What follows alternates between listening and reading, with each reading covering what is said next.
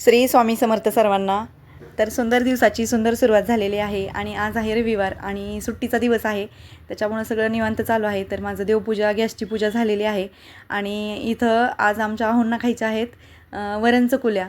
त्याच्यामुळे मला डाळ तर लावायचीच होती कुकरला, त्याच्यामुळे मग मी भात पण लावून घेतला। तसं तर रविवारी कसं असतं, रविवारी थोडं उशिरा जेवण असतं, सकाळी नाश्ता वगैरे होतो, तर मग थोडं लेट जेवण असतं। त्याच्यामुळं मग मी दुपारच्या जेवणात वरण भात किंवा डाळ भात किंवा डाळ खिचडी असं भाजी पोळीसोबत करत असते। पण मग आज आहोंना चकुल्या खायच्या आहेत, त्याच्यामुळं मग म्हटलं चला भात पण लावून घेते। आणि आम्हा दोघांना पण आवडतात वरणफळं किंवा ते काही भागात त्याला वरणफळं म्हणतात, आमच्याकडे त्याला चकुल्या म्हणतात, वरण चकुल्या। त्याच्यामुळं मग आमच्या दोघांना आवडतात, आरवला आवडत नाही। तर म्हटलं आता त्याच्यातलीच डाळ काढून आरवला थोडा डाळ तडका आणि पोळ्या करून देईल मी आणि कुकर लावून घेते आणि कपडे धुवून घेते। तसं तर आता पावसाचे दिवस आहेत, त्याच्यामुळे कपडे लवकरच धुवून टाकावे लागतात, नाही तर मग सुकत नाहीत दिवसभर। मग मी कुकर लावून घेतला। आणि तसं तर वरणफळं हे पारंपरिक पदार्थ आहे, जुना पदार्थ आहे आणि आरवला आवडत नाही, म्हणजे आत्ता मुलांना आवडत नाहीत ते, पण त्याची टेस्ट वेगळी असते, छान लागतात त्या, पण आवडतात, आम्हा दोघांना पण आवडतात। आणि नंतर मी कपडे धुवून सुकत घातले आणि नंतर पीठ मळून घेतलं बघा असं छान असं, आणि फोडणीची तयारी केली वरणाच्या। कोथिंबीर वगैरे चिरून घेतली, कढीपत्ता आणला वरून जाऊन, आणि नंतर असं कुकर लागलेलं आहे बघा, म्हणजे कुकर लावून मी बंद करून गेले होते। तर मग त्याच्यातली सगळी स्टीम गेल्यानंतर मी ते खोललं, तर तशी तूर डाळ माझी घरचीच आहे, त्याच्यामुळं थोडंसं त्याच्यामध्ये ते त्याचे साल वगैरे येत असते डाळीमध्ये। नंतर माझं डाळ भात लावून झाल्यानंतर मी वरणाला फोडणी घातली।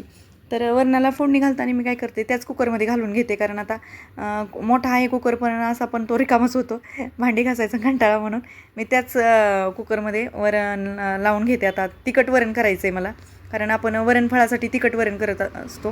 त्याच्यानंतर आपली साधी सिंपलच फोडणी घातली आहे मी इथं, लसूण खोबरं आलं आणि कढीपत्ता टोमॅटो आणि कोथिंबीर असं टाकलेलं आहे, आणि आपलं साठवणीचं जे तिखट असतं काळं तिखट ते टाकलेलं आहे, आणि अशी छान अशी आपल्या फोडणीला हे तेल सुटलं आहे बघा। आणि ह्याच्यामध्येच आपण जी डाळ शिजवून घेतलेली आहे ती घ्यायची आहे, त्याच्यातली मी थोडी काढून ठेवली, आरवला डाळ तडका बनवायचा आहे म्हणून। तर हे बघा असं छान अशी, आणि डाळीला पण चांगलं तेल परतून घ्यायचं आणि चांगलं तेल सुटू द्यायचं बघा। आणि नंतर आपण डाळ शिजवताना जे पाणी असतं, गरम पाणी कुकरमध्ये उरलेलं पाणी, ते पाणी मी ह्याच्यामध्ये ॲड करत असते, म्हणजे गरम पाण्यामुळं अजून त्याची चांगलं राहते आणि कलर येतो त्याला। आणि आपल्याला काय चकुल्या करण्यासाठी आपल्याला जास्त पाणी लागत असतं, कारण गव्हाच्या पिठाच्या चकुल्या असतात।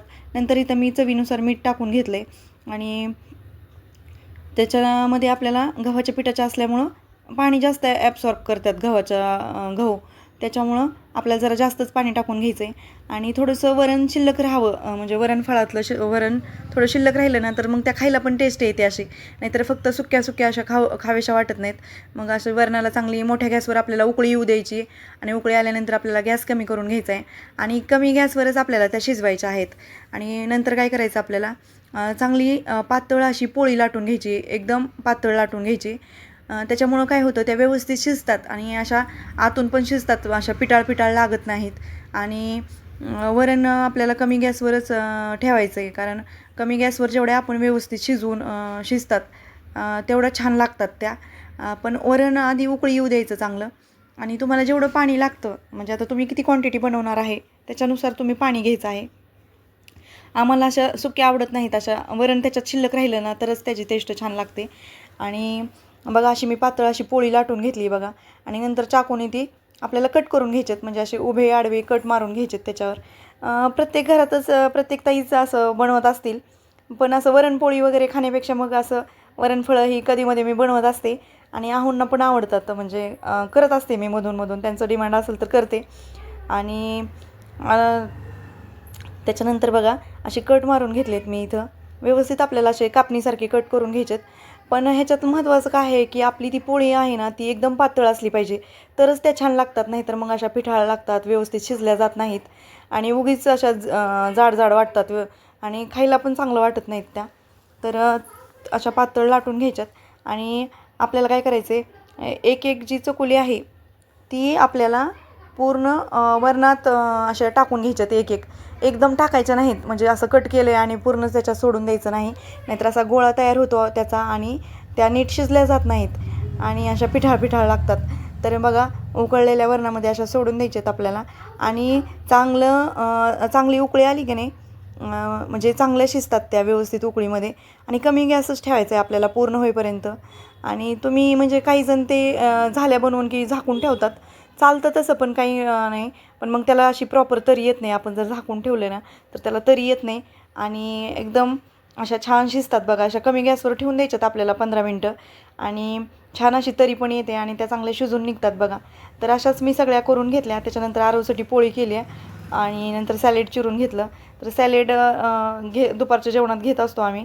आणि त्याच्यानंतर बघा असं वरण भात आणि वरणफळं किंवा चकुल्या घेतल्या. त्याच्यावर असं तूप टाकून घेत असते मी.